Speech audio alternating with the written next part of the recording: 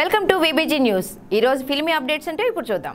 బాహుబలి తరువాత రాజమౌళి స్టార్ హీరోలు young tiger NTR, Ram Charan తో చేస్తున్న ఈ సినిమా ట్రిబుల్ పై ఆరంభం నుండి భారీ అంచనాలు నెలకొన్నాయి. కాగా ఆ అంచనాల కారణంగానే ఈ సినిమాకి ప్రీ రిలీజ్ బిజినెస్ భారీ స్థాయిలో జరిగే సూచనలున్నాయని వార్తలొస్తున్నాయి. తాజాగా ట్రేడ్ వర్గాల సమాచారం ప్రకారం ట్రిబుల్ ఓవర్సీస్ రైట్స్ 75 కోట్ల దాకా దానయ్య ఆశిస్తున్నట్లు సమాచారం. ఇందులో జపాన్, చైనా కలపలేదట. మామూలుగా చూస్తే ఇది చాలా భారీ మొత్తం. కానీ రాజమౌళి బ్రాండ్ తో పాటు ఎన్టీఆర్, చరణ్లు తోడయ్యారు కాబట్టి ఇంత డిమాండ్ ఉందని చెబుతున్నారు.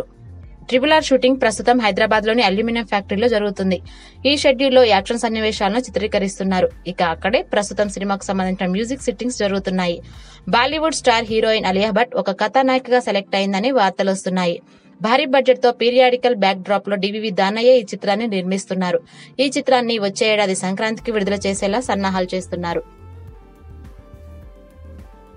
For more filmy updates, keep watching VBG News.